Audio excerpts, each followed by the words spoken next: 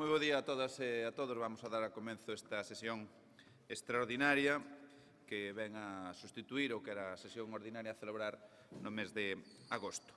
E vamos a comenzar polo primeiro punto da orde do día, que é a aprobación do borrador da acta da anterior sesión ordinaria do día 26 de xullo. Votos a favor da mesma. Queda aprobada por unanimidade. Punto número 2 da orde do día, a adxudicación do procedemento aberto convocado para a contratación do Servicio de Conservación Integral da Rede Viaria da Diputación. Ten a palabra a deputada Isabel Couselo.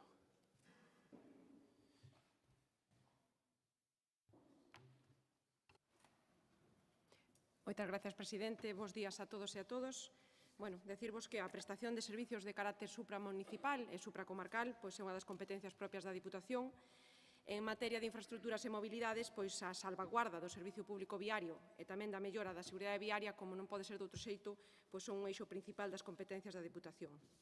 Decir que a rede viaria conta con case 1.700 kilómetros de longitude total e na actualidade vense a conservación e o mantemento da rede viaria vense levando a cabo a través de medios propios, mediante funcionariado e persoal laboral e con medios tamén de maquinaria e auxiliares propios, e tamén mediante medios externos, como é a contratación, diversos contratos de servicios e suministros, como son, entre outros, o Servicio de Conservación Ordinaria, o Servicio de Mantemento, Atención a Incidencias e Vialidade Invernal e a suministración de materiais e maquinarias para a rede viaria. Pois ben, a proximidade de finalización destes contratos, sumado tamén a que é preciso poñer en marcha, como non pode ser de outro xeito, unha maior especialización do servicio, un incremento e unha mellora das prestacións actuais, aumentar tamén o nivel de eficiencia e eficacia dos traballos de mantemento e conservación e que, en conxunto, poidamos asegurar o óptimo estado de conservación das infraestructuras de toda a rede viaria e, sobre todo, e tamén, por suposto, garantir a seguridade de todas as persoas que fan uso dos diferentes espacios das estradas provinciais, todo iso, en conxunto, fai necesario contratar un servicio de conservación integral para toda a rede viaria.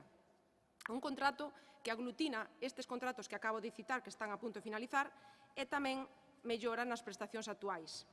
Un contrato que se dividirá en 3 lotes, un por cada zona na que está dividida a rede de estradas a efectos de conservación e mantemento, isto é, lote 1 para a zona norte, cuantificado en 13,9 millóns de euros, un lote 2 para a zona centro, con 13 millóns de euros, e un lote 3 para a zona sur, de 11,9 millóns de euros. En conxunto, ascende o presuposto de licitación a 38,9 millóns de euros para a totalidade dos 4 anos da duración do contrato. Data estimada para o inicio do contrato vai a ser o 1 de novembro. Pois ben, finalizado o prazo de presentación de ofertas, celebrada a primeira mesa de contratación o 9 de maio, na que se procedeu á apertura dos sobre A da documentación administrativa e tamén o sobre B de criterios avaliables mediante xuicios de valor, resultaron admitidas 15 empresas. Despois, tras a posterior avaliación e ponderación da documentación técnica por parte do Servicio de Infraestructuras, e celebrada a mesa de contratación o 27 de xuño, e a apertura dos sobres C, onde se avalían os criterios mediante valoración automáticos, e xunto coa proposta de adxudicación ao órgano de contratación, chegamos aquí, a este pleno, co seguinte acordo. Cito o máis importante. Punto número 1. Excluir do procedemento a oferta presentada pola empresa Elsamex Xestión de Infraestructuras para o lote 2 por non acadar a valoración dos criterios avaliados mediante xuizos de valor no sobre B, por non acadar a puntuación mínima do 50% exixible. Punto 2. Excluir do procedemento as ofertas presentadas pola empresa Cibes Global para o lote 2 e a UTE, Audeca Narón para o lote 3 porque ofertan valores anormais ou desproporcionados sen justificar satisfactoriamente o baixo nivel de precios. E punto 3, por último, adxudicar o procedemento aberto convocado para a contratación do Servicio de Conservación Integral da Rede Viaria da Diputación de Pontevedra ás seguintes empresas. Lote 1, UTE, XAC, Francisco Gómez, por un total de 9,74 millóns de euros.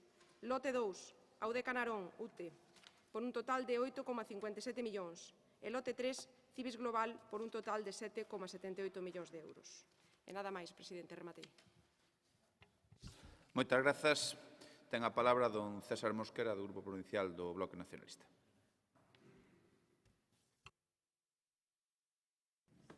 Grazas, señor presidente. Bo día a todos e a todas. Moi breve, este xa foi debatido cando sacou a licitación, e ademais creo que a fórmula que se adotou no ano 2018, quizá, bueno, por alá, de facer esta externalización, digamos, contratar o sostimento das estradas provinciais, foi un antes e un despois na conservación das estradas provinciais, mellorou moitísimo, hoxe hai que seguir mellorando e, polo tanto, nos, en principio, non temos nada que obxetar, non? En todo caso, recordar que foi unha mellora e que estamos de acordo con ela e que se siga mellorando, porque a mellora foi moi elevada no sostimento de estradas provinciais. Outro día na comisión preguntaba que se borraran a foto de cando os diputados do PP foron ali ao parque de maquinaria a montar un guirigay fino opoñéndose a esta fórmula, non? Bueno, era un chascarrillo, pero nós, desde logo, non vamos a facer o mismo que fixeron ustedes no seu momento, que montaron un lío porque había uns funcionarios que non lle gustaba esta fórmula, e non vamos a montar ningún lío dese tipo. Non sei se siguen existindo ou non esa oposición, porque o que nos preocupa é que as estradas provinciais estén mellor e están, francamente, moito mellor do que estaban hai 10 anos. Cousa que é lógica, pero, bueno, o avance foi espectacular con este tipo de fórmula, que ainda por riba, na práctica non sale máis cara, posiblemente incluso salga máis barata. De feito, teño casos de estradas que levaban 50 anos sin pintar, 50 anos, e que se pintaron e se desbrozaron, se fixo todo o traballo que había que facer, porque no fondo foi poñer moitos máis recursos, moito máis eficientes, para a mellora da rede provincial. Nada máis, vamos a votar a favor. Moitas grazas, señor Mosquera. Non sei se hai algunha intervención por parte de algún outro grupo. Non habendo, procedemos á votación deste segundo punto da orde do día, que é a adxudicación do procedimento aberto convocado para a contratación do Servicio de Conservación Integral da Rede Viaria da Diputación. Votos a favor. Queda aprobado por unanimidade. Pasamos ao punto 3 da orde do día, que é a aprobación do proxecto de mellora da mobilidade peonil entre os kilómetros 0, 2 máis 500 da estrada provincial EP002 Marco Tomeza Figueirido, no Concello de Pontevedra e tamén do expediente de expropiación. Ten a palabra o voceiro do Grupo Provincial do Partido Popular, Jorge Cubela. Moi bons días, presidente, compañeiros, compañeiras. Coa finalidade de actuar en consonancia coas demandas urbanísticas, ambientais e sociais, de máximo respeto ao territorio e ao patrimonio construído e de aumentar a seguridade viaria en toda a rede de estradas da provincia, redactouse o proxecto construtivo de obras de mellora da mobilidade peonil Marco Tomeza Figueirido no Concello de Pontevedra. Preténdese mellorar con este proxecto as condicións de seguridade e de mobilidade dos peóns, mediante o deseño dunha senda peonil adxacente á estrada EP0002, que permita mellorar os desplazamentos dos peóns e ciclistas ou ben zonas de convivencia en aqueles espazos onde non exista ancho suficiente e a renovación da capa de rodaxe. O orzamento das obras proxectadas ascende a 1.720.000 euros, mentras que os prezos polas expropiacións estímanse en 19.800 euros. A Xunta de Goberno do Concello de Pontevedra aprobou en sesión de 4 de xullo do 23 un convenio de colaboración coa Diputación Provincial para a execución das obras, o cal foi aprobado pola Xunta de Goberno da Diputación en sesión de 11 de decembro de 2023. Un documento que recolle que será o Concello o responsable de asumir os custos das expropiacións, polo que se propón ao Pleno aprobar inicialmente o proxecto constructivo e o expediente de expropiación de devandita actuación. Mais nada.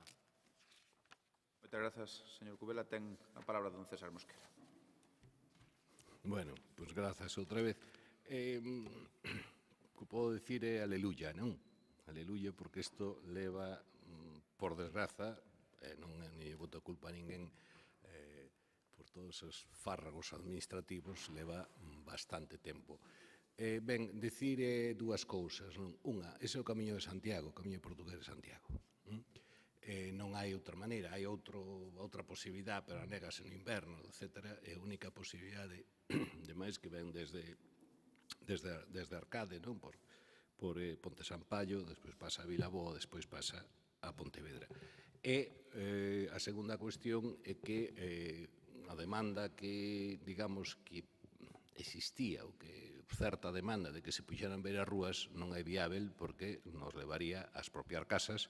Entón, foi construindo pegado hai moitos anos, en estes momentos hai varios puntos no que non é viável. Entón, tomouse a decisión en función do catálogo, dos criterios de decálogo que aprobamos, que iso non é nin por intensidade de tráfico, nin pola densidade que hai de construcción ao lado, nin digamos, polo problema que dixen antes, de que hai edificacións, pois a solución mellor era esa, non?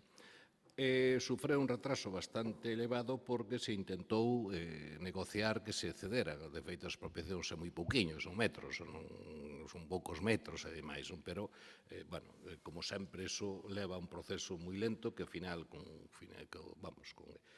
poucas posibilidades de que remate con éxito pasa a expropiación, o Concello de Pontevedra lóxicamente, como pasa con todos os concellos, ten que pagar as expropiacións e, a parte que lle toque. E, agardemos que vaya como ten que ir o que son as cousas. Aquí intentara subir unha moción, incluso xa estaba xestionando, pero houve unha moción por parte do Partido Popular, da diputada Pepa Pardo, pedindo que isto estuvera po Xacobeo anterior. Se o logramos po Xacobeo que ven, pois aleluya, de todas maneiras, porque estas cousas, digamos, que levan tempo e, por lo tanto, creo que é un motivo de satisfacción poder aprobar isto xa, definitivamente poder proceder a executar a obra. Moitas grazas, señor Mosquera. Ten a palabra don Gregorio Agís. Gracias, presidente. Bos días. Como se ten dito, se trata dunha obra do mandato anterior, unha obra na que se leva tempo traballando, estaba en tramitación, aprobouse o convenio no mes de xuño. O que nos sorprende é que unha obra destas características, desde o mes de xullo ata agora, onde só estaba pendiente da tramitación, que tarde máis dun ano. Nos sorprende moito. Hai unha enorme preocupación no sector por a parálise que se produce no Servizo de Infraestructuras, pola falta de obras que se tramitan dende este servicio e queremos poñelo de manifesto. Esta obra que ilustra perfectamente ese paso do tempo na tramitación dos expedientes que, como digo, pasou máis dun ano desde que se firma o convenio ata que se aproba un proxecto que leva tempo redactado, como se ten dito. Entón, decir simplemente que esperamos que se agilicen as tramitacións, non só as tramitacións de proxectos e convenios, que é evidente e notable a absoluta parálise que hai no servizo, pero tamén hai enormes queixas en canto á tramitación de expedientes administrativos e o tempo de resposta, que coa nova Diputación, dende logo, os plazos se prolongaron ata o infinito. Gracias. Moitas grazas. Ten turno de palabra Jorge Cubela. Agora.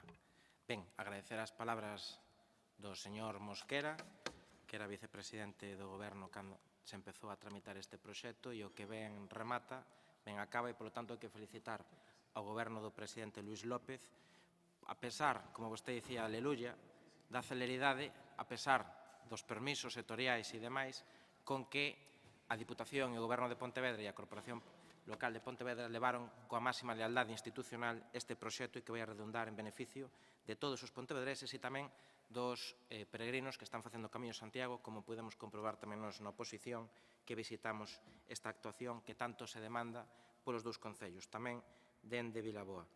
E, ao señor Agí, simplemente, eu creo que neste punto sobraba a intervención que fixo, sobraba inteira, é dicir, de principio a fin.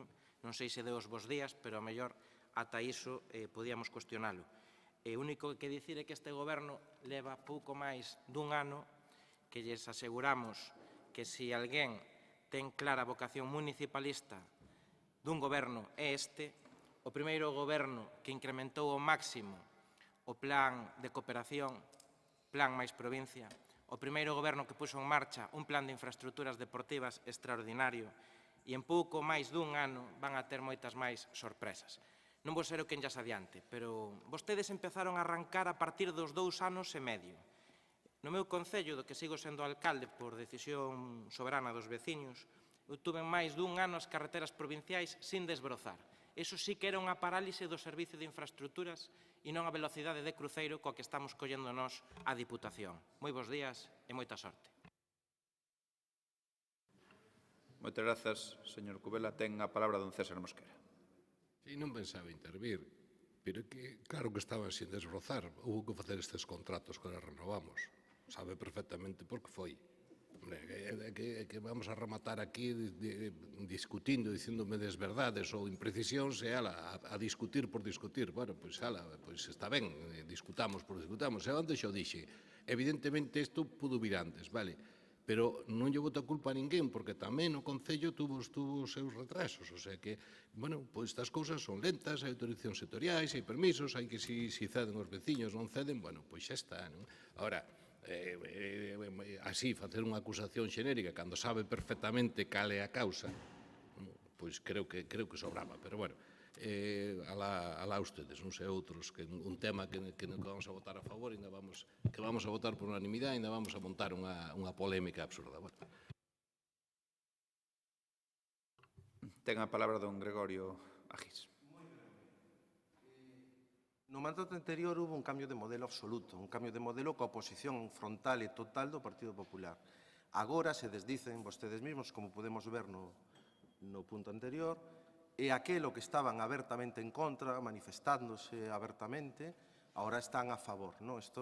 Estas rectificacións do Partido Popular son moi habituales, que se contradigan a sí mesmos, porque fan unha oposición non centrada nos intereses dos veciños, senón unha oposición alarmista e de confrontación sistemática. Agora, cando chega a hora de gobernar, se dan conta de que o sistema, o modelo establecido nesta Diputación era o correcto e, de feito, o defenden e o apoian e o aproban, como vimos no punto anterior.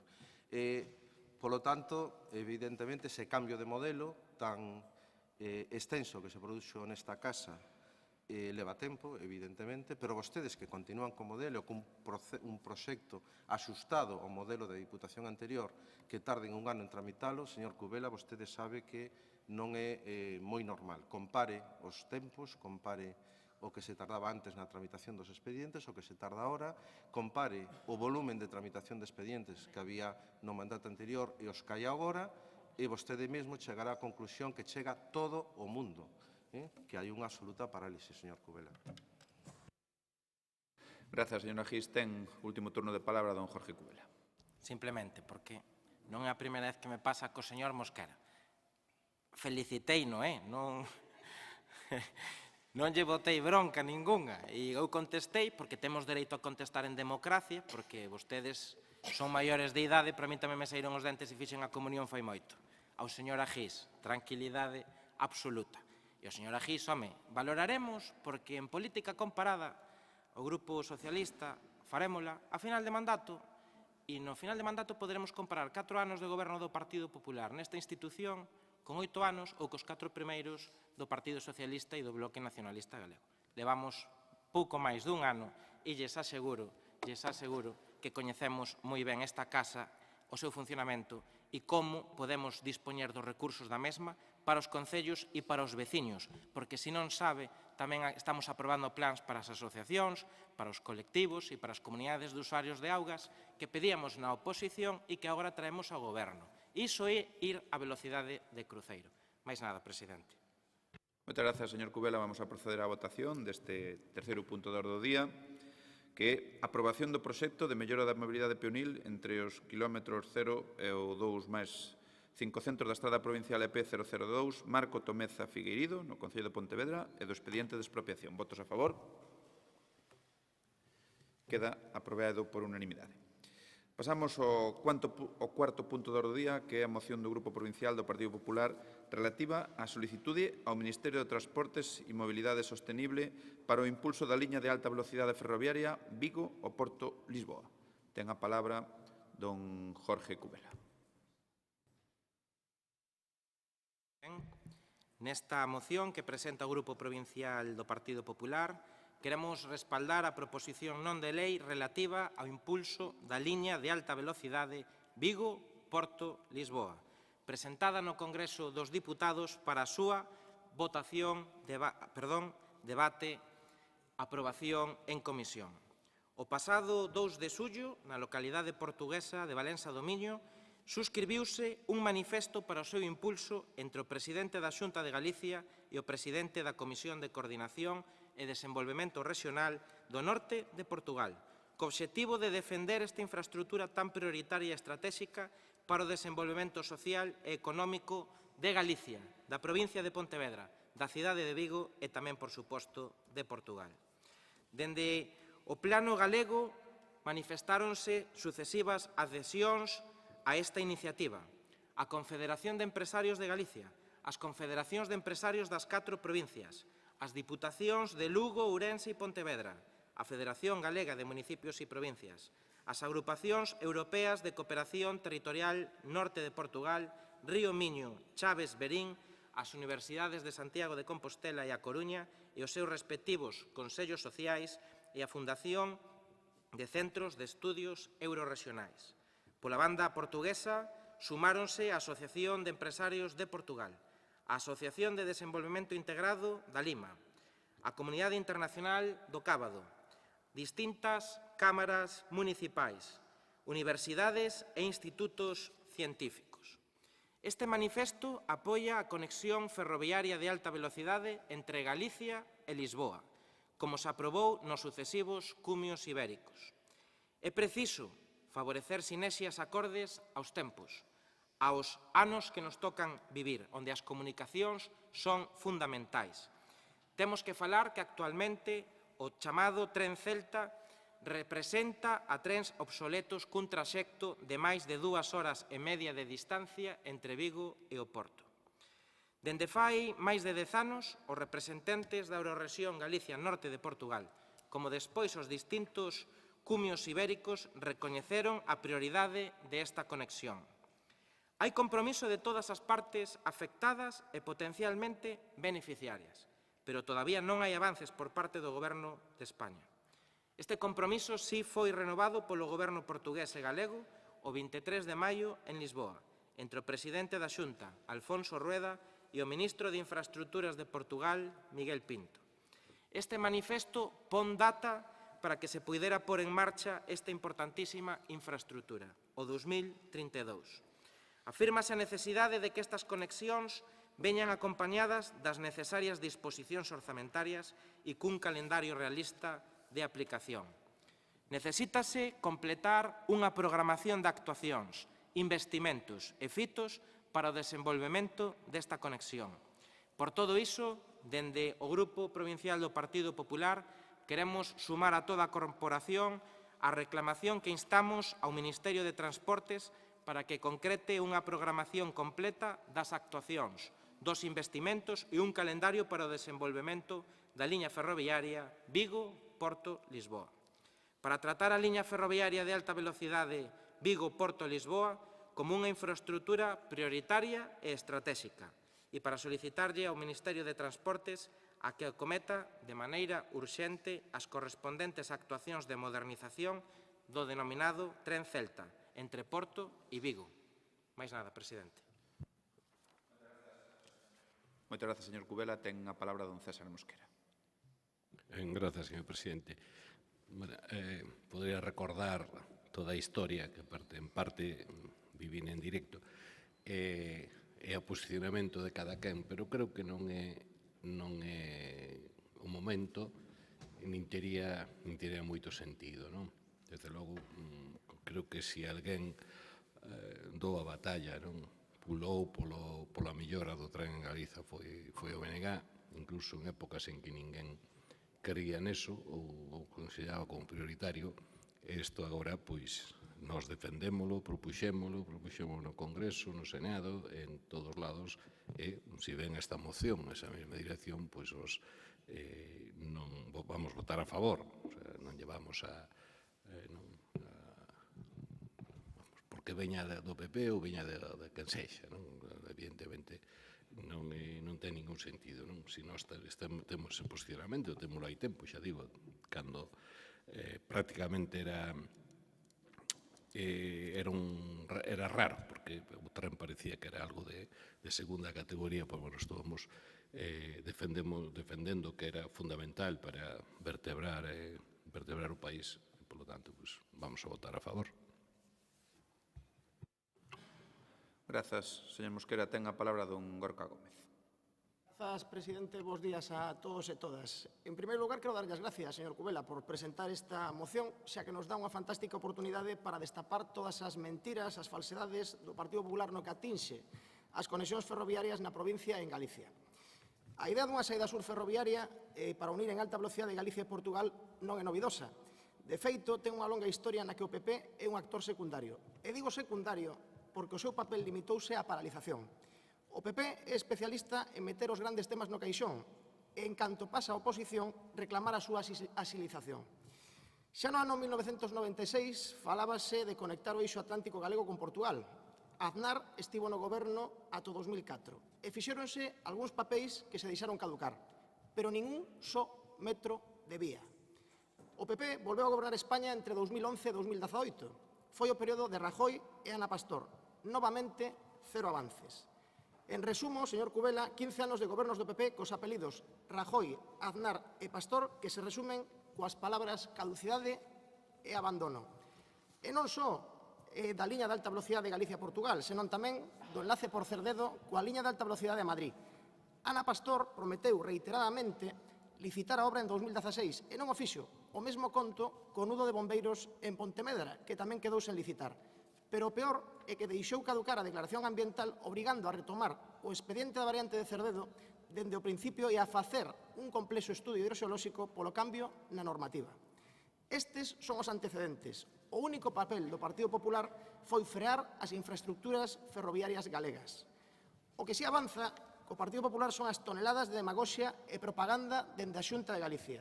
A última campaña que teñen vostedes en marcha é a que nos ven a dicir que Portugal vai a toda velocidade e que España non. Algo rotundamente falso. O certo é todo o contrario. España vai bastante máis adiantada que Portugal na planificación desta infraestructura. Ademais de que o goberno portugués, aliñado con Isabel Díaz Ayuso, prioriza a conexión de alta velocidade con Madrid ante o silencio cómplice do señor Feijóo e do señor Rueda que demostran a súa falta de peso político. Así que falemos en serio. Quería falar de programación. En novembro de 2021, o Ministerio de Transportes contratou o estudo de alternativas para a saída sur ferroviaria de Vigo cun contrato de 300.000 euros. En marzo de 2023 entregouse ese estudo. No documento propúxose a transformación de Vigo-Urzaiz en estación pasante e a conexión coa liña 810 Monforte de Lemos, bifurcación de Chapela. En canto ao trazado, deseñáronse dúas alternativas en función de seu enganche coa liña Monforte-Chapela se produce ao norte ou ao sur do Porriño. O 16 de xuño de 2023 contratouse o estudo informativo por un importe de case 900.000 euros, cun prazo de execución de 18 meses. Neste estudo definirase o trazado definitivo. A continuación, chegará o proxecto construtivo. Así que as cousas están en marcha, con seriedade necesaria, sen necesidades de cumios fake de Rueda nin de mocións fake na Diputación. Estáse traballando de xeito coordinado moito antes de que a máquina de propaganda da Xunta empezara a botar fume. A este respecto tamén debemos recordar que que vai a ser o definitivo, é o terceiro estudo informativo que se fai, porque o último, encargado polo señor Rajoy en 2012, deixouse caducar. Así que, por falar cun pouco de rigor, recordemos que o actual goberno leva máis dun lustro impulsando este corredor internacional. E froito deste traballo serio e rigoroso coa Unión Europea, a liña de alta velocidade que unirá Galicia con Portugal foi incluída na rede básica extendida europea. Como decía, estamos avanzando no estudo informativo e, se todo vai ben, as obras poderían comezar en 2029, como ven de anunciar fai un mes o secretario de Estado de Transportes, con moito adianto sobre o prazo marcado pola Unión Europea. E vai a ser así, señor Cubela, porque hai responsables políticos como Abel Caballero, o alcalde de Vigo, liderando esta e outras cuestións, mentres o señor Rueda dedícase ao fume propagandístico. Resulta ridículo, resulta ridículo ver a Alfonso Rueda reunirse cos seus homólogos da dereita portuguesa sacarse unha foto. As fotos non arreglan as demandas xustas dos cidadáns, como tampouco o fai gobernar e frear os proxectos como fixeron os gobernos do PP. vostedes sigan con moción fakes que non seguiremos traballando co Goberno de España para que esta e outras infraestructuras sexan unha realidade. Gracias. Grazas, Gorka. Ten a palabra don Jorge Cubela. Sí, señor Mosquera, agradecémoslle o seu voto favorable do seu grupo e, polo tanto, pois o recoñecemos. Eu pensaba que non iba a haber intervencións de réplica, que sean, bueno, pois cada unha marcar a súa posición, pero que como queremos facer memoria histórica e historia cos anos e cos gobernos, o señor Gorka Gómez, que sabe que nos apreciamos mutuamente moito, falaba de historia, non? E do ano 96, e de que lle dábamos a oportunidade con esta moción de expresar pois tantas cousas e un recetario de poemas e loas ao Partido Socialista e a Abel Caballero que voume permitir recordarlle, falando dende o ano 96 e de Aznar, quen era ministro de Transportes en España no ano 88, cunha foto que o perseguirá toda a vida, esta, todas a vemos, todas a coñecemos, e os máis xóvenes que ainda están en infantil a mirarán ao longo dos anos. E lle vou a dicir o que di un artigo do ano 17 da Voz de Galicia. El ministro de Transportes e Comunicaciones, Abel Caballero, que igual non o coñece, durante unha visita a Vigo el 2 de maio de 1988, ainda eu non nacera. Nin a señora Ana Laura. Afirmó que Galicia no había sido discriminada en el plan de transporte ferroviario y que trenes de alta velocidad unirían la comunidad autónoma, Galicia, con Madrid y Barcelona. Era ministro de Transportes e Comunicaciones, moito antes que presidente o señor Aznar. Benvidos sexan os feitos dos que vostedes falan, pero que como non nos fiamos dos cambios de opinión, nin de rumbo, nin de estrategias, nin de socios do goberno de Pedro Sánchez con ministros como Óscar Puente, cuyos detalles co transporte ferroviario en Galicia coñecemos abultadamente, traemos esta moción porque está respaldada por empresarios, por colectivos, por institucións científicas, por universidades, en fin, por tantas e tantas institucións locais, provinciais e estatais para que se poña en marcha. Polo tanto, benvidos sexan os seus argumentos, as súas reflexións, pero poñelas en marcha, porque ao mellor o mes que ven cambian de opinión. Gracias, presidente. Grazas, Cubela. Ten a palabra de novo don Gorka Gómez. Grazas, presidente. A verdade é que estes días estás a falar moito dos premios Feroz, dos premios MAS, e a verdade, señor Cubela, é que debería presentar a súa candidatura a actor de reparto, porque está repartendo toneladas de demagoxia, de falsedades, e a verdade é que sorprende, porque todo o que se fixo ata esa data o deixaron caducar os gobernos de Aznar e Mariano Rajoy. A conexión da saída sur é unha conexión estratégica para Vigo e para Pontevedra e para Galicia. Como lle dixen, está neste momento pendente dun último estudo informativo despois de que os sucesivos gobernos do PP fixeran caducar os anteriores, o que imposibilita, señor Cubela, que esas obras poidan comezar antes de 2029. Para falar de ferrocarril e de outras infraestructuras e da súa incidencia neste territorio, debemos facer historia. Correcto. Esa historia di que Vigo e esta provincia foron marxinados polos diferentes gobernos do Partido Popular e traer esta moción a este pleno é dunha hipocresía absoluta. Para traer esta moción a este pleno deberían recoñecer que os problemas ferroviarios que estamos a sufrir en Galicia teñen un único responsable, os gobernos do Partido Popular. Basta xa de hipocresía e falsedades. No mandato de Ana Pastor non se fixo absolutamente nada polo desenvolvemento ferroviario de Galicia. Bueno, si fixeron, meter todo nun caixón e deixar caducar os informes necesarios. E vostedes, señor Cubela, calados como sempre. En todas estas cuestións chegan tarde. Foi o goberno de Pedro Sánchez o que reactivou todas as cuestións en materia ferroviaria. E o compromiso do actual ministro e do secretario de Estado é rotundo coa saída sur e con todas as cuestións plantexadas en materia ferroviaria. E repito, é rotundamente falso que Portugal vaya máis adiantada que España na planificación desta infraestructura. Rotundamente falso. E, finalmente, nesta moción fálannos do tren Celta que opera con convoios de Portugal con material rodante portugués en colaboración con Renfe. Sustitúe a unha bella liña que unía Vigo con Lisboa e que foi reemplazada en 2013 polo chamado tren Celta. Non entendemos moi ben o manifesto asinado durante o cumio fake de Rueda porque nel non hai ningunha proposta concreta. Se Rueda quere que Renfe pase a operar o tren Celta, sustituindo así os obsoletos camellos a gasoil dos convoios de Portugal, por nós non habería ningún problema. Sería bo que nos aclarara se Rueda conseguiu nese acordo ou un acordo coa contraparte portuguesa. Parece que non. A súa intervención convertiuse nun exercicio olímpico de cinismo. A realidade é que se fora polo Partido Popular, nunca, e digo nunca, habería saída sur e alta velocidade. como así o demostraron na súa acción de goberno en España. Os gobernos do PP condenaron a Galicia a deixarnos literalmente na cola e se hoxe falamos de saída sur é por impulso decidido do goberno de Pedro Sánchez. Como lle decía, señor Cubela, vostedes sigan presentando mocións fake, sigan instalados no cinismo, na hipocresía, nas falsedades, que nós seguiremos traballando por esta provincia da man do goberno de España para que este e outros proxectos sexan realidade. Gracias. Grazas, señor Gorka. Ten o último turno de palabra don Jorge Cubela. Gracias, presidente. A verdade é que para acusarme de cinismo lendo un texto debía de adivinar que iba a ser cínico na miña intervención. Hai que dicirlles que sexan máis, en fin, menos previsibles ao portavoz do PP cando lle preparan aos voceiros socialistas os discursos o día anterior. Mire, claro que traemos esta moción. Como nos vamos a fiar e a confiar dun goberno que preside un señor como Pedro Sánchez con toda a hemeroteca que ten, que é para reels en Instagram e en Twitter, pero para pasar o día comendo palomitas.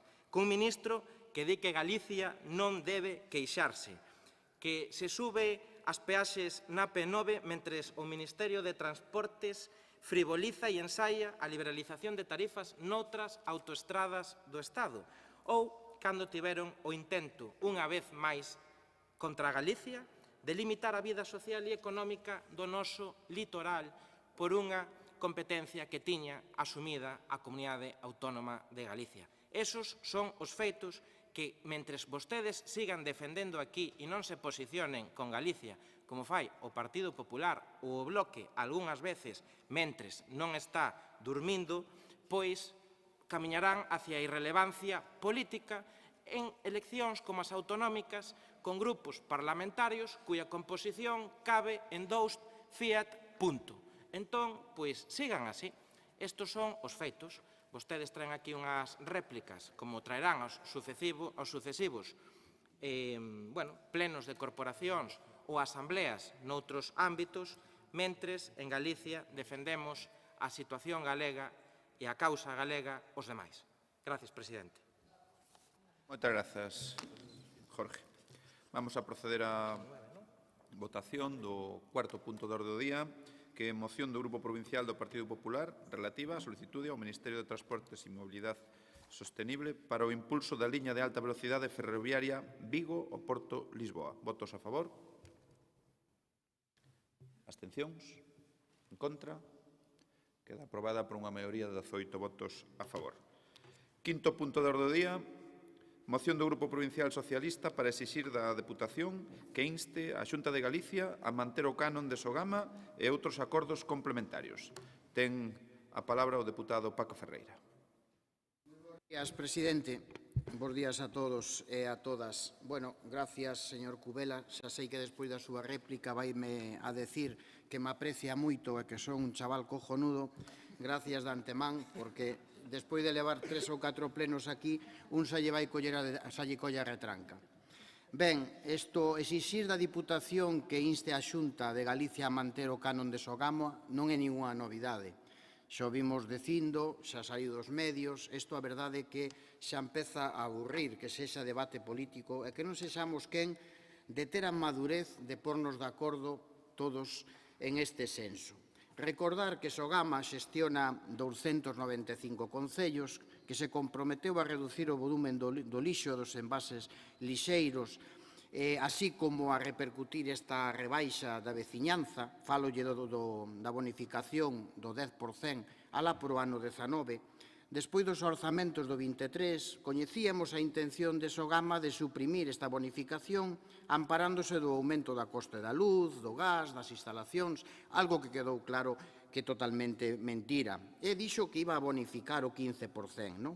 Despois, a cambio, nos pedía que tiñamos que implantar o contenedor marrón, iso que iba a verse, de alguna maneira, trasladado aos recibos e á veciñanza dese 15%. A sorpresa é que en xullo do 24, Sogama anuncia a eliminación destas bonificacións do canon para os meses que quedan do 24. Xustamente, se seguimos esa hipérbole, nos damos conta que todas as bonificacións son antes das eleccións autonómicas e despois, a partir de aí, o mundo muda e se miran con outras gafas. Proba delo é que a partir de entonces empezan a cobrar e incluso os recibos chegan máis tarde. O que sí temos que ter claro é que do ano 25 o incremento do canon vai a pasar de 66 euros aos 108 e iso van a pagar os veciños. Bueno, os socialistas exiximos, obviamente, que a política de señor Rueda mude, que a política de xestión de residuos da Xunta de Galicia cambie, porque é anacrónica, obsoleta, paupérrima e, ademais, deficitaria, é arcaica, e que se axuste ao modelo europeo. É dicir, que en vez de queimar, que recicle. A min lémbrame aqueles montes que das parroquias ardían con toneladas de lixo non hai moitos anos. Pois volvemos a ese modelo arcaico e anacrónico que hoxe temos do territorio. E, evidentemente, mire, a mí me fai moita graza escoitar o seu presidente autonómico dicindo que vai a bonificar o 60% agora de ese canon. É certo que se viu obligado a bonificar, entre outras cousas, a mellor porque ten medo a esa gran sublevación dos martes que anunciamos os alcaldes de Galicia e que estamos dispostos a facer sempre en beneficio dos nosos veciños. E ese 60%, entre outras cousas, se debe a que os propios alcaldes do Partido Popular o exixen porque saben que vai arruinar os concellos de Galicia. É certo que se pudera compensalo a través da vía convenial, como moitas veces fai con Augas de Galicia, etc., non se vería obrigado a esta reducción porque compensaría os seus por a porta de atrás. En este senso non traballa por a porta de atrás. É totalmente descarada, ademais, a actitude do goberno galego e da imposición de un canon que é totalmente inxusto para os concellos e para os veciños de todo Galicia. Claro, a pregunta é quen vai a pagar o 40% restante, que son 48 euros, que se os sumamos ou os multiplicamos por as 6 toneladas de lixo que ten, por exemplo, Gondomar, pois son casi 300.000 euros. Un Gondomar que, por certo, recicla, porque ten máis de 600 composteiros individuales, 2 comunitarios, 3 puntos limpos, entre outras cousas, grazas ás políticas que se puxeron en marcha dos gobernos anteriores desde esta Diputación, cousa que ustedes foi o primeiro que quitaron. Bueno, podría seguir así moito tempo, pero creo que a réplica vai dar para máis. Os acordos desta moción son claros: instar a Xunta de Galicia a manter o canon establecido aos concellos galegos, o que tiñamos antes, manter a anterior bonificación do 15%, e que se reparta esa cuantía dos 12.100.000 pois en concepto do Fondo Ambiental. Téñeno aí, incrementar subvencións, traballar cara aos veciños galegos e non saquealos como teñen pretendido e como queren facer. Moitas grazas. Moitas grazas, señor Paco. Ten a palabra don César Mosquera.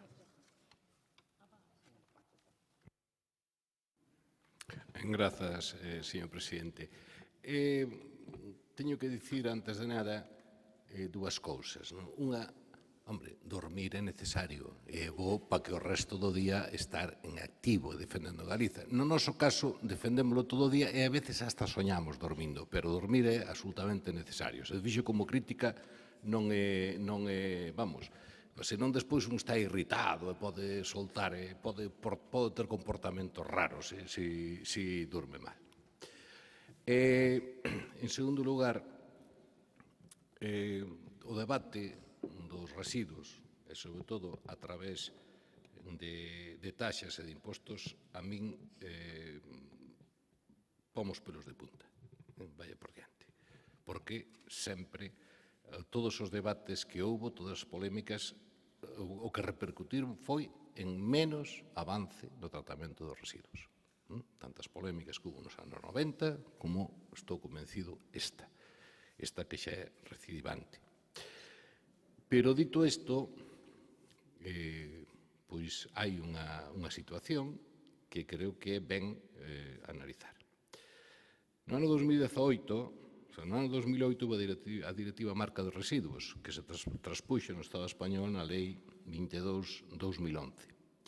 Aquí quería recordar algo que fixo un gobernador civil do franquismo, que era Encinas Diéguez, que igual algún se acorda dele, ten por aí algunha rúa, que resulta que mandou a todos os alcaldes no ano 71 unha circular que veu de Madrid de que a lei urbanística do 56 non a estaba aplicando ninguén, pero estaba en vigor e había que aplicala. Bueno, pois neste caso, a lei 22/2011 estaba en vigor e non aplicou ninguén, ou prácticamente ninguén en Galiza, e a lei 7, non? Despois houbo a directiva marco 851 do 2018, 30 de maio, aprobada, o sea que veu moito de antes, en que poñía claramente como primeira medida para fomentar a reciclaxe os canons ao vertedoiro e incineración. Vale. Resulta que Sogame e a Xunta no ano 19 non preparan todo para que cando chegue a aplicación do canon os concellos teñan, reciclen unha boa cantidad, polo tanto, a repercusión sexa moito máis baixa, senón que baixan o canon. Baixan o canon sabendo que se vai ter que aplicar. E incluso tamén, esa propia directiva di que hai que eliminar as subvencións aos tratamentos que na xerarquía de residuos vayan, digamos, en contra dos niveles altos, o sea, prevención, reutilización, reciclaxe. Iso está aprobado o 18, pero xa viña de antes, o sea, que xa se sabía. E despois está na lei 7/2022 que está en vigor. Entón, agora, salir dicindo que, claro, que se o goberno do Estado suprime, o sea, vai en contra da directiva europea, vamos, para entendernos, non vai en contra que aprobaron todos os Estados, pois resulta que se pode baixar. Bueno, hai que ser. Andar enredando con estas cousas, o sea, cando se sabía que había que adaptarse, que había que avanzar na reciclaxe, etc., porque iba a vir o palitroque, para entendernos, pois, dedicaros a baixar, etc. Claro, ao final, que sucede? Pois sucede que ven este palitroque dunha forma que incluso xa o presidente, pois, Rueda, pois, tuvo que volverse atrás despois de defendelo con ahínco porque non é asumível subir esa porcentaxe que se sobe, non é asumível. Por lo tanto, eu creo que hai que replantexarse tanto as medidas que se fan como a política de residuos. Debían replantexar aquí na Diputación se impulsan ou revitaliza para dar o seguinte paso e non que siga vexetando así malamente, con todos os que estaban, con todo o que estaba en marcha, inspección, etc. E demais. Creo que hai que replantexalo seriamente. Transitoriamente, supoño que salirá con esa rebaixa, mal, pero se vai salir, pero que, de igual, o ano 25, digamos que hai outro control, hai outra meta volante, hai outro control de como estamos, e vamos estar mal, vamos estar francamente mal. Por lo tanto, agora salgamos así, o sea, eliminemos esas subidas e replantexémonos seriamente porque van vir os palitroques, van vir as sancións da Unión Europea e non van ser unha coña. Non van ser unha coña. Adiantémonos antes de que nos forcen, non? Evidentemente, nós vamos a votar a favor da moción. Grazas, señor Mosquera. Ten a palabra don Jorge Cubela. Moi ben.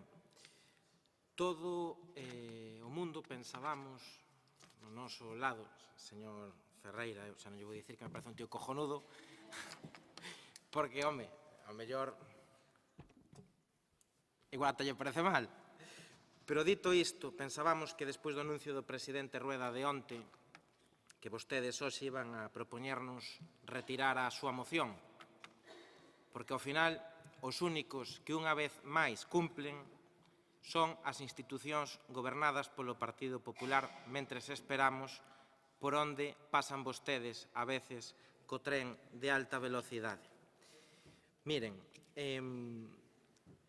dende o Partido Popular xa lle adiantamos que imos votar un non rotundo a esta moción, porque representa un acto, e isto sí que o é, un acto de cinismo puro e duro, para tapar unha vez máis as políticas e as decisións do goberno do Partido Socialista en Madrid. Non teñen outra posibilidade que vir aquí a intentar dicir algo, pero xa non poden dicilo, como iban a facer seguramente polo anuncio de onte do presidente Alfonso Rueda.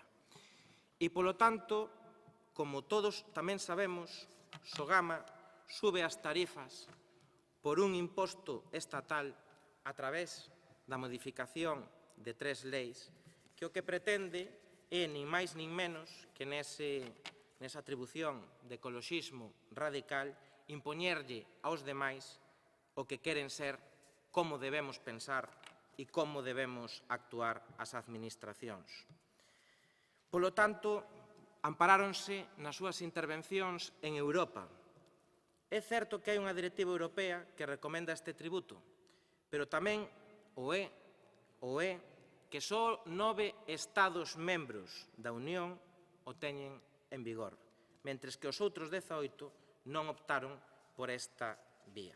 Polo tanto, cando vostedes citen as cousas, digan as verdades, porque nós tamén vimos informados. Este imposto que sube as tarifas de Sogama e, por ende, a que teñen que pagar os concellos e, finalmente, os cidadáns, é unha decisión política exclusiva do PSOE en Madrid, do Goberno de España. Pola contra, sí, aprendan e lean as leis que modifican os principios que van a rexir o tratamento. A Xunta de Galicia, despois de estudiar, de buscar solucións e de escoitar, porque a nós sí nos escoitan, a Xunta, ese señor que dirixe a comunidade autónoma, como vostede se dirixeu, o presidente Rueda, a nós sí nos escoita, non como os alcaldes do PSOE, o Partido Socialista. Vostede participaba en xuntanzas de alcaldes provinciais desta provincia no pasado mandato, criticando os derroteiros da Diputación Provincial. Saliu nos medios de comunicación. Polo tanto, vostedes que lles faltan altavoces, nós sí os temos. Nós non puxemos a Xunta contra as cordas, nin anunciamos ningunha coacción, como anunciaron vostedes estes días, de levantarse cual cabalo de Atila ou general Peláez no Congreso dos Diputados no século XIX, porque a nós nos escoita. A nós nos escoitan os nosos presidentes provinciais, a nós nos escoitan os conductos oficiais do noso partido, e se actúa. Como actuou a Xunta de Galicia e o presidente Alfonso Rueda, que veñen de anunciar que van ser parte da solución, xa que o goberno galego vai asumir o 60% do incremento, 24 dos 42 euros a maiores de cada tonelada. E supoño que, a pesar disto, aínda se seguirán preguntando por que os galegos, elección tras elección, unha e outra vez, lle veñen dando o seu apoio ao Partido Popular e, na última ocasión, a Alfonso Rueda, que vemos de demostrar outra vez que sempre está do lado dos concellos e cando se lle necesita. E son as decisións que necesitamos. Que decisións vai tomar o Goberno de España, encabezado polo Partido Socialista, para paliar esta subida que se teñen que aplicar? O modelo de Sogama é voluntario. O modelo de Sogama paliou esa imaxe que ainda me lembro de todos aqueles vertedoiros incontrolados que había por todas as parroquias de Galicia, que lle costou as eleccións a un alcalde, que vostedes fixeron unha demagoxia tremenda no seu día e que agora leva sendo recoñecido en toda Europa como un dos modelos de xestión do tratamento de recolleda do lixo exemplar. Grazas, señor Cubela. Ten a palabra.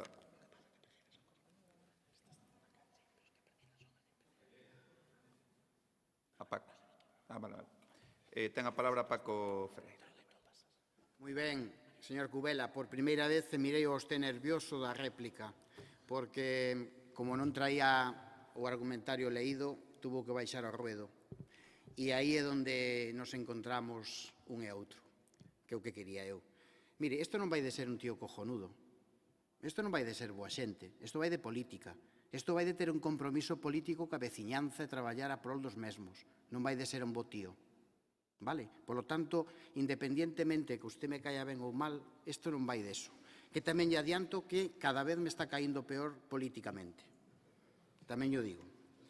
E que tamén lle digo que vaya enriquecendo o seu vocabulario, porque só lo conoce e ten da súa boca a palabra cinismo, empleándoa incluso moitas veces fora fora do seu contexto. Así me gusta, que vayan ustedes reaccionando como persoas e que deixen de leer. Moi ben, mire, a mellor convén, porque aquí falamos de interpretación xurídica, a mellor non sei con que argumentos, pero aquí temos que falar de que o Goberno de España, como Estado miembro, ten que dar cumprimento obrigado ás directrices que se marquen desde Europa. E é o que está facendo o Goberno de España. O Goberno de España, dende logo, que recauda ou que cobra, que vostedes dicen, e o traslada ás comunidades autónomas.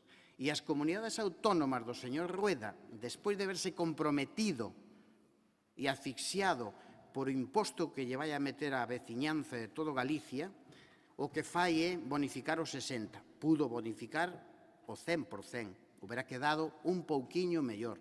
Pero, ainda así, nos endosa o 40%. E os endosa aos concellos, ao seu concello tamén. Posiblemente, estou seguro que vostede tendrá algunha contraprestación por aí para, de alguna maneira, compensar isto. Aparecerá algún convenio, aparecerá algún acordo, aparecerá algunha visita institucional do territorio, pero, desde logo, eso non é a forma de facer política de unha maneira redistributiva para todos. Miren, o que teñen que facer desde Galicia é cambiar o modelo que teñen. O que teñen que facer desde Galicia é controlar Sogama, que non o controlan. O que teñen que facer Galicia é darlle cumprimento á normativa vixente en materia medioambiental, que non o están facendo. Asumir as súas competencias e deixar traballar os concellos, e non meterlle todos os días competencias impropias das que tanto falamos. Este é unha de tantas, o SAF, o canon da auga, etc. Iso é o que ten que facer Galicia, e ten que empezar a facer as súas plantas tan prometidas, que había tantas que iba a pôr por o territorio, e de momento non ten ningunha. Iso é o que ten que facer. E o que ten que facer Galicia é máis revitaliza, como fixa a Diputación anterior, máis revitaliza, e empezar a reciclar e non queimar. Porque non só queiman os residuos, queiman a veciñanza. Ten a palabra don César Mosquera. Grazas, señor presidente.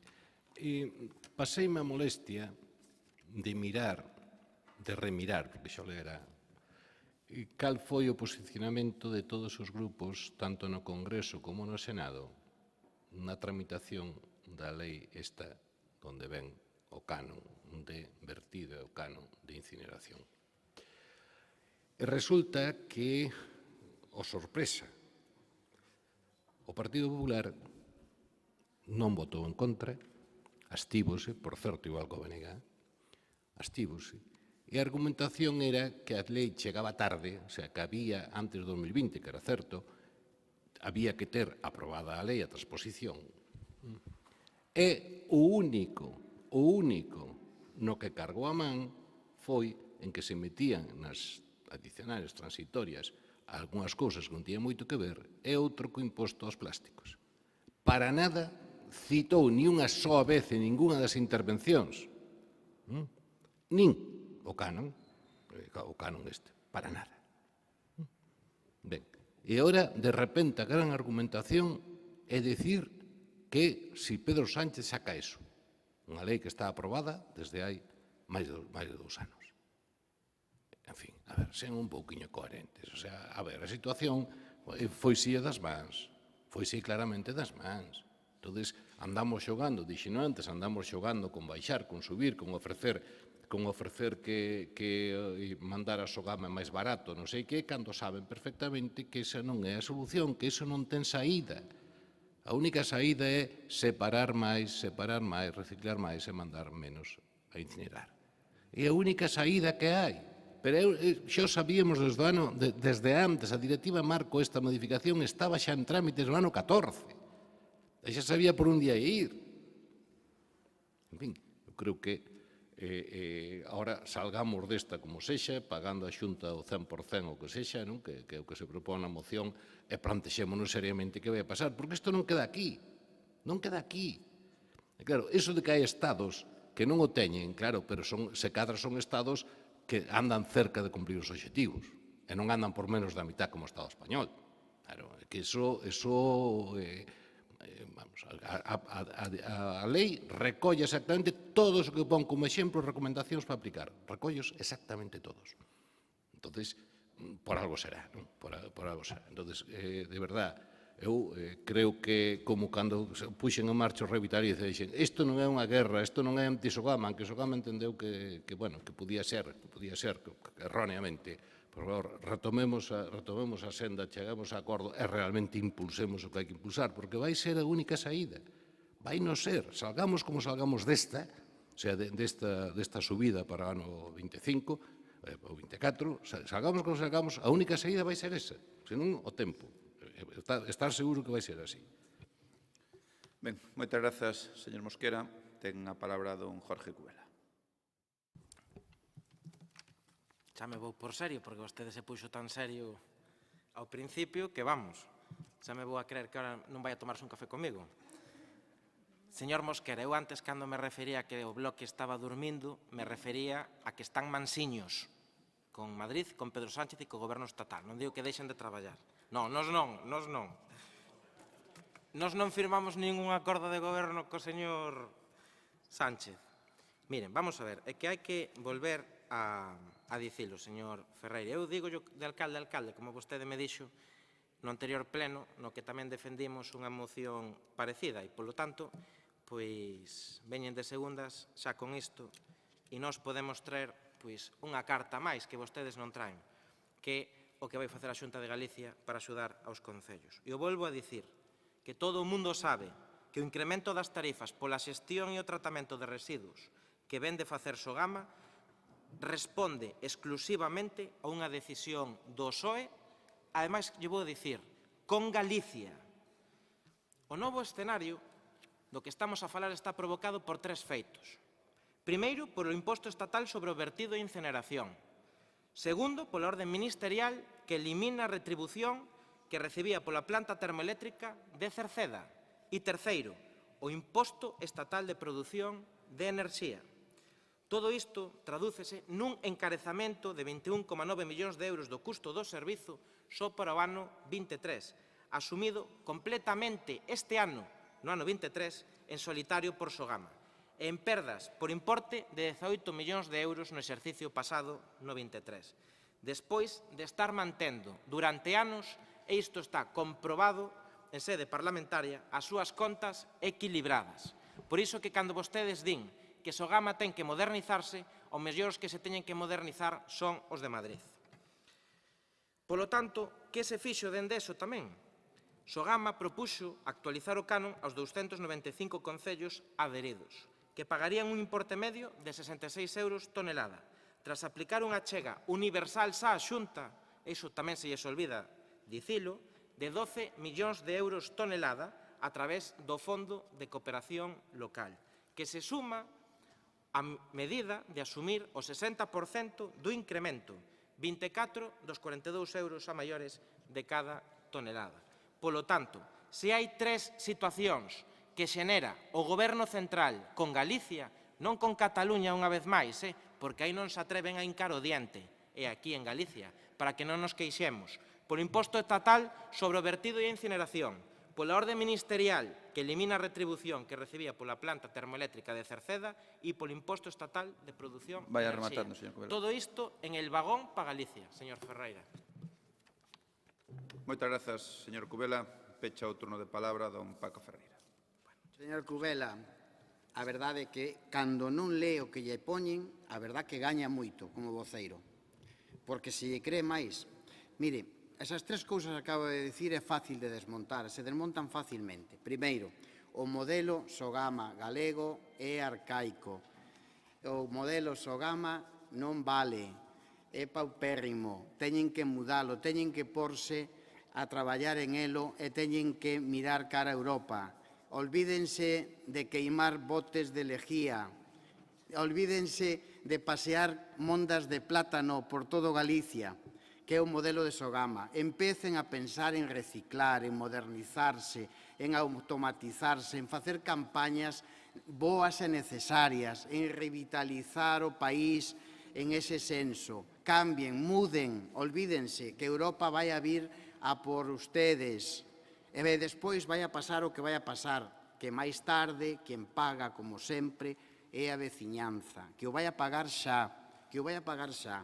Dígalle ao señor Rueda, xa que vostedes son alcaldes aos que lle fan caso, decía antes, aos que lle fan caso, díganlle que os van a meter nun bo problema, que gobernan moitos concellos e que van a ter que subirlle a tasa do lixo a todos eles, que traballe, que aposte por o reciclaxe, como fixo. Teño un exemplo moi claro. En esta vida hai que ser honestos e hai que copiar de quien sabe. E moitas veces tamén hai que copiar do modelo da anterior Diputación e do modelo reciclaxe e revitaliza. Téñeno aí, simplemente desempolven o arquivo, collan os apuntes e fagan o mismo en Galicia e xa mirará como cambiamos e como Europa deixará de facer as ponencias en Bruselas e vendrá a facelas a Santiago, eso sí, presentadas por o señor Rueda. Gracias. Moitas grazas. Ben, eu que falabades, o señor Paco Ferreira falaba de ler o que lle poñen, pois probablemente por non ler o que lle poñen a veces se incurren en algunhas imprecisións ou faltas á verdade no que foi no debate. Isto en aras a contribuir a que non se produzan esas imprecisións ou sexamos, lóxicamente, cando falemos, pois teremos en horas en aras á verdade. Falaba vostede de que Augas de Galicia firmaba convenios pola porta de atrás con concellos do PP.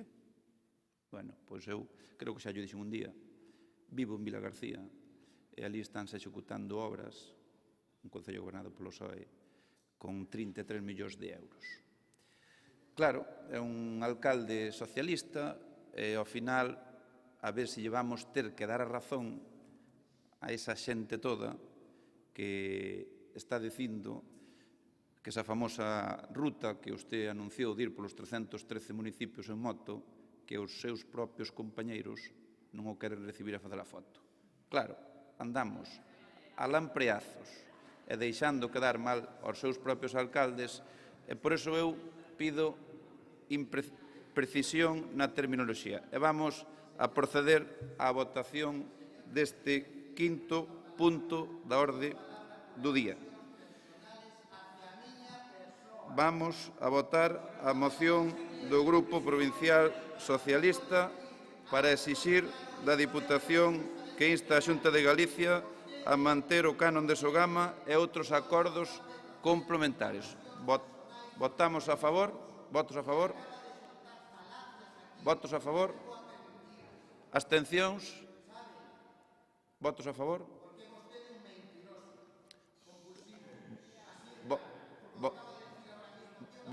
Votos a favor? 4, 5, 6 votos a favor. Abstencións? Votos en contra?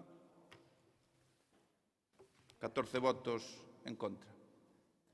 Algúns do PSOE non votastes, vades a... Que? Sí. Vale. Repetimos votación. Votos a favor desta moción? Votos en contra? Queda rexeitada por un número de 14 votos. Pasamos ao sexto punto de orde do día, que é a moción do Grupo Provincial Socialista para instar a Xunta de Galicia e de xeito inmediato de explicación sobre o cúmulo de irregularidades recollidas no informe do Consello de Contas sobre a concesión do Hospital Álvaro Cunqueiro. Ten a palabra a doña Ana Laura Iglesias González. Sí, moi bo día a todas e a todos.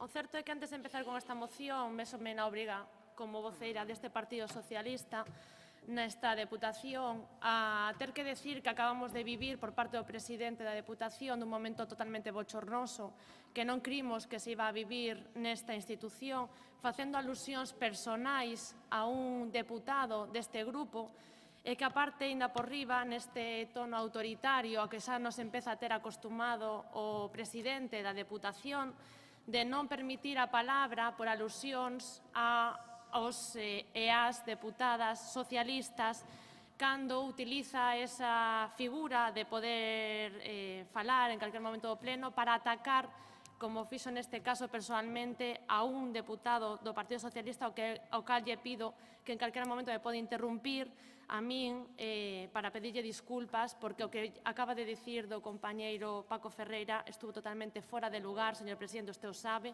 non se pode vir a este plenario a decir esas cousas personales e esos ataques personales. Aquí se ven a debatir políticamente dende o respeto e creo que todos ata agora fixemos así. Entonces, creo que estuvo moi fora de lugar as acusacións e as afirmacións que fixo o presidente da Deputación contra o deputado Paco Ferreira e creo que así conste en acta porque bueno, foron totalmente lamentables. Agora sí, aparte de mentira, por suposto, agora sí xa me vou a centrar nesta moción que xa pasou máis dun mes dende que o Consello de Contas de Galicia dera a coñecer o informe de fiscalización do contrato de concesión do Hospital Álvaro Cunqueiro de Vigo. Esta auditoría tivo como fin comprobar a adecuación á normativa que regula a contratación do contrato de concesión de obras públicas para a redacción do proxecto técnico, o financiamento, a construcción e a explotación de servizos non clínicos do complexo hospitalario universitario de Vigo, así como a fiscalización da execución do contrato ata o exercicio 2021. Este informe non só valora a legalidade dun contrato, senón que afonda de forma clara na súa eficacia e eficiencia. Foi o pasado 31 de xullo, como decía, cando pudemos ter un documento oficial emitido por unha fonte absolutamente solvente como é o Consello de Contas, do que xa todas e todos sabíamos dende fai anos, que o modelo privatizador do Partido Popular era unha auténtica desfeita. E iso sendo amable, porque os resultados deste traballo non puderon ser máis demoledores. E presten atención, isto é o que di o informe do Consello de Contas. 470 millóns de euros de sobrecusto. Non consta no expediente que houbese unha análise sólida previa á elección do modelo de contratación. Existiron modificacións sen xustificar da superficie útil hospitalaria que foi reducida ante 2 ocasións. Isto que significa? Que a empresa construiu menos polos mesmos cartos. Houbo modificacións do plazo concesional sen motivar. Regalouselle a UTE a xestión dos servizos non sanitarios dos hospitais Meixoeiro e Nicolás Peña, algo que non ten soporte legal, xa que non acometeron ningún tipo de actividade constructiva nestes centros. É dicir, cometeron unha ilegalidade. Os criterios de solvencia técnica e os da adxudicación non foron adecuados, polo que se incumpriu a normativa. E incumpriron que chegaran as 2.000 camas, xa que o número máximo contabilizado foi de 1.366. En resumo, unha auténtica chapuza chea de irregularidades coa única fin de beneficiar a especuladores, o máis puro estilo Partido Popular. Houbo opacidade na licitación, houbo afectación ao principio de concorrencia competitiva e hai demora na execución. Pero o máis escandaloso é que a fórmula escollida de colaboración público-privada polo Goberno galego presidido polo señor Feijóo e co señor Rueda na man dereita supuso un sobrecusto de case 500 millóns de euros. E esa inxente cantidade de cartos é a que os galegos e as galegas pagamos de máis e que seguimos pagando a día de hoxe polo Hospital Álvaro Cunqueiro. Pagamos máis de 470 millóns de euros de sobrecusto porque o señor Feijóo e o señor Rueda decidiron que ese investimento tiña que beneficiar máis a fondos especuladores que os cidadáns. Porque cando a calquer dirixente do Partido Popular lle preguntan pola sanidade pública, a súa resposta é clara. Iso que é? E non o digo eu, senón que o di o informe do Consello de Contas, que di textualmente que en termos económicos a alternativa de licitación de obra por unha banda e a licitación do contrato de servizos... Termino agora, señor presidente. E o contrato de servizos por outra é máis eficiente que o contrato realizado, xa que se puideran alcanzar resultados similares a un menor custo. A diferencia estimada entre o importe de proxección de pagos entre ambas alternativas é de máis de 470 millóns de euros. Transcurriu. Moitas grazas. Ten a palabra don César Mosquera. Sí. Gracias, señor presidente. Bueno, este é un tema claramente de política do Parlamento galego. Creo que hoxe si se rexistra a Comisión de Investigación, polo tanto, bueno, non estamos nesa liña, vamos a votar a favor. Unha precisión, señor Cubela. En Cataluña, señor Cubela, está ben, que dicir, en Cataluña o canon por vertido son 65,30 euros, non son 30, 40 como aquí, e o canon por incineración son 32,70 e non 20 como aquí. Digo, porque antes dixo que parece que era prexudicar e pagar máis impostos aquí que alá. En Cataluña son eses. Digo porque non se ocurre así sobre a marcha sin estar documentado. Vamos a votar a favor. Moi ben, moitas grazas. Ten a palabra, por parte do Grupo do Partido Popular, Luisa Sánchez. Buenos días, presidente. Buenos días a todas y a todos. Bueno, pues resulta un poco difícil evaluar de forma justa desde la perspectiva del año 2024, con el mayor presupuesto que ha tenido la Xunta de Galicia, la decisión adoptada en el año 2009, cuando atravesábamos la mayor crisis económica de la democracia y cuando la capacidad de gasto de la Xunta se reducía año a año en cientos de millones de euros. No se puede emitir realmente ningún juicio de valor justo sobre la construcción del Álvaro Cunqueiro si no se tiene en cuenta ese contexto económico del año 2009 y del año 2010. Y en ese contexto que describo, que era extraordinariamente complicado, la Xunta entendió que Vigo no podía esperar más para tener un nuevo hospital y decidió hacerlo a través de la única alternativa que era económicamente viable en ese momento. El informe del Consello de Contas es muy claro y reconoce en su página 17 que escoger otra modalidad exigiría la renuncia de la Administración a la ejecución de los gastos corrientes o de otras inversiones para cumplir el objetivo de déficit a los efectos de la estabilidad presupuestaria. ¿Esto qué quiere decir en Román Paladino? Que habría que elegir entre pagar las nóminas de los profesionales, pagar la medicación a los pacientes, pagar las prótesis de los pacientes o poder construir un hospital. Pues bien, la Xunta lo que hizo fue pagar las nóminas de sus profesionales, pagar la medicación y las prótesis de los pacientes y, además, simultáneamente, construir un hospital muy necesario para Vigo y para su área de influencia. Y esa opción hizo posible que Vigo estrenara en menos de 5 años el mejor hospital de España. Sí, frente a los 15 que supondría un contrato de obra pública común.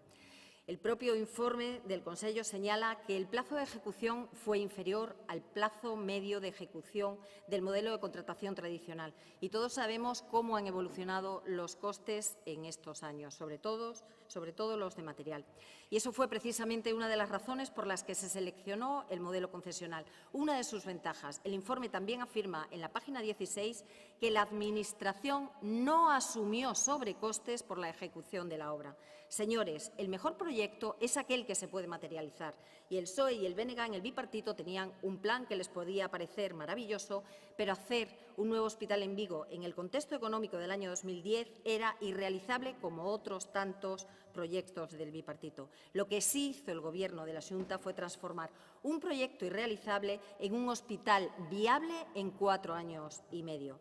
Y para rescatar la concesión, como está pidiendo a nivel autonómico el BNG, bueno, pues tendríamos que romper un contrato público. Y en el Estado de Derecho los contratos públicos se cumplen, sobre todo también porque supondría una indemnización millonaria que podría poner en peligro el presupuesto de la Xunta, cosa que no hizo este hospital. El informe del Consello de Contas no detalla los criterios de cálculo aplicados para concluir sus cifras de coste. Lo que sí dice literalmente es que, aunque fuera más eficiente, la Xunta no podría optar por otra alternativa. En este modelo concesional se agrupan los servicios y eso permite economía de escala y ahorrar. Y por ir concluyendo, aquí hemos hablado hoy mucho de cinismo. Bien, pues esta es una moción del cinismo. Y cinismo por retorcer la literalidad de un informe. La ejecución del Álvaro Cunqueiro no supuso ninguna desviación. La hipotética desviación está solo en la elección del modelo que el propio informe del Consello de Contas reconoce que era la única alternativa para poder construir este hospital y que pasó todos y cada uno de los filtros de servicios jurídicos y órganos fiscalizadores y se apoyó en un estudio de viabilidad económica financiera y en una memoria en la que se analizaron las ventajas de este modelo concesional. Moción del cinismo porque este modelo ya se había valorado durante el bipartito del PSOE y del BNG. Hicieron hasta 2 presentaciones, pero ya sabemos que no se acometen y ejecutan grandes proyectos por parte de ustedes. Y moción del cinismo, porque sin esta instalación hospitalaria no se hubiera podido afrontar la pandemia como se hizo. El área de Vigo resistió mejor que nadie la COVID-19 y tampoco se hubiera podido hacer frente a todas las necesidades asistenciales. Y ahora, no dudemos, señores, que el reproche sería otro. Pregunten si tienen valor y si se atreven, casi 10 años después, a cualquier ciudadano de Vigo y del área de influencia si se rebelaría contra el mejor hospital de España, un referente, contra el Hospital Álvaro Cunqueiro. Moitas grazas, Luisa. Ten a palabra a voceira do Grupo Socialista, Ana Laura Iglesias. Presidente, bueno, eu xa sabía que iban a salir por aquí porque xa fixeron no pleno de Vigo e, obviamente, a señora Sánchez non se leu o informe do Consello de Contas. Se o lera, sabría perfectamente o que di. E o que di, literalmente, o informe do Consello de Contas é que a elección da opción de contratación realizouse sen análise comparativo previo en términos de eficacia e eficiencia con respecto a unha adxudicación de contrato público tradicional. Estou lendo literalmente do informe do Consello de Contas. O que di literalmente o Consello de Contas é que vostedes non poden afirmar, como veñen aquí e van a todos lados afirmando, que era o único modelo posible. Non é certo. Vostedes non fixeron un análise para saber se iso era verdade ou non. E eu podo volver a repetir, como poden seguir defendendo cando este modelo, cando teñen diante súa un informe que di claramente que o hospital foi recortado en 700 camas, con 12.000 metros cadrados menos de superficie e 16.000 metros cadrados menos de aparcamento por cento de aparcamento privado. Isto non é un sobrecoste.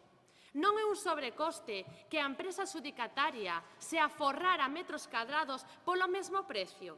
E que a imposición deste modelo privado foi unha auténtica estafa. A única diferencia é que agora podemos afirmalo con rotundidade despois de que esta estafa veña de ser constatada nun informe do Consello de Contas. O que está claro é que o Álvaro Cunqueiro é o quilómetro cero da privatización da sanidade pública galega. Foi o seu banco de probas e, á vista dos nefastos resultados que obtiveron, non se atreveron a facer o mesmo e a replicar este modelo nin en Pontevedra nin en unha outra área sanitaria de Galicia. Ou teño que recordarlles, cando di vostede, a parte agora, que lle preguntemos a xente se está de acordo ou non. Lle teño que recordar a masiva, multitudinaria manifestación que hubo en Vigo, onde saíron á rúa máis de 200.000 persoas para protestar precisamente por isto que agora o Consello de Contas ven de constatar, que vostedes privaron a cidade de Vigo e a súa área de influencia dun hospital público. O seu modelo é que uns poucos fagan negocio coa nosa saúde, coa saúde das galegas e dos galegas, dos vigueses e dos viguesas. E siguen vostedes empeñados en escudarse na crise financiera e de que este era o único modelo posible cando non é certo. E o está desmentindo o propio Consello de Contas. Veñan aquí a decir que era imposible que se fixera de outra forma. Claro que era posible. E vostedes saben o ben, pero xa tiñan tomado esta decisión de que era a de seguir o modelo privatizador que empezaron en Valencia, o Partido Popular, e que, por certo, agora fan en Madrid. O seu modus operandi, privatizar os servicios públicos. E esta decisión súa desembocou nun hospital privado, cun sobrecoste de 470 millóns de euros, e que tivo como resultado final un hospital máis pequeno do previsto, con menos superficie, con menos área de aparcamento e con menos camas. Moitas grazas. Ten a palabra doña Luisa Sánchez. Yo creo que es muy importante en esta vida no cantar de orejas, sino cantar con una partitura. Y lo que están diciendo no tiene ningún sentido. Son discursos que ya están superados. Me está diciendo que ningún concello del bloque o ningún concello del PSOE tiene externalizado y privatizado ningún servicio. ¿Me está diciendo eso? ¿Me está diciendo que la limpieza, el mantenimiento, los jardines no están privatizados? Hablar de privatización del Álvaro Cunqueiro es un debate absolutamente superado y absolutamente demagógico. Hablar de camas es no tener ni idea de sanidad. Este parámetro aislado no significa absolutamente nada. No sé si saben que la medicina evoluciona, que la medicina y las intervenciones quirúrgicas se ambulatorizan, que no se necesitan ingresos ya para operarse, que no se necesitan ingresos ni camas para recibir tratamientos. Por tanto, ese requisito de las camas y el recorte es algo baldío, no acompaña absolutamente a nada. Los metros cuadrados hay que mirarlo con el resto, con la estrategia, con la contextualización. Y están diciendo que este modelo no se ha vuelto a elegir. Efectivamente, porque el momento económico no es el mismo. Si hubiera sido el mismo, probablemente se hubiera recurrido a este mismo modelo. Porque la solución, ¿qué era? ¿No hacer nada, señores? ¿Esa es la solución? Así nos va. Moitas grazas, Luisa. Ten para pechar o turno de palabra doña Ana Laura Iglesias. Moitas grazas, presidente. Mira, señora Sánchez, vostede equivoca privatizar, que o que fixeron vostedes co Álvaro Cunqueiro, privatizar a sanidade pública con externalizar servizos. Vostede está comparando a sanidade pública, a vida, a mellora da vida das persoas cun contrato de parques e sardins? De verdad que está vostede comparando isto? Está vostede falándome de que non hai listas de espera para operarse no Álvaro Cunqueiro, para ser atendido?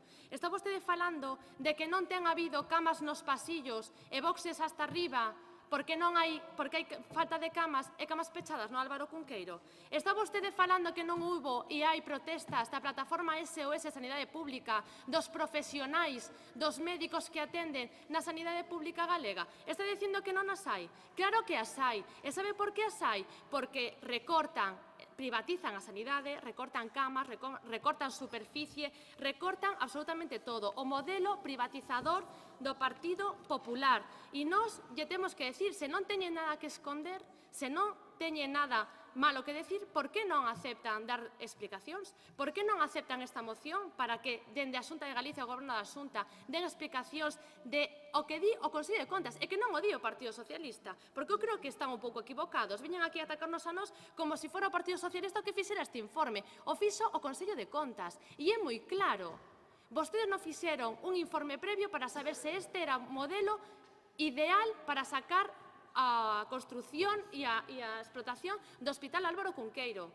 Vostedes teñen sobrecusto de 470 millóns de euros neste hospital. Vostedes recortaron superficies e aumentaron a concesión sen ningún tipo de explicacións. Esa é a realidade do informe do Consello de Contas, non do Partido Socialista. E isto require de que den explicacións claras e concisas tanto o señor Rueda como o señor Feijóo. Moitas grazas. O seu turno de palabra. Vamos a proceder a votación deste sexto punto de orde do día, que é a moción do Grupo Provincial Socialista para instar á Xunta de Galicia a que de xeito inmediato dé explicación sobre o cúmulo de irregularidades recollidas no informe do Consello de Contas sobre a concesión do Hospital Álvaro Cunqueiro.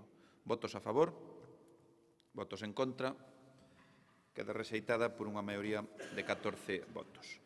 Pasamos á parte de información e control.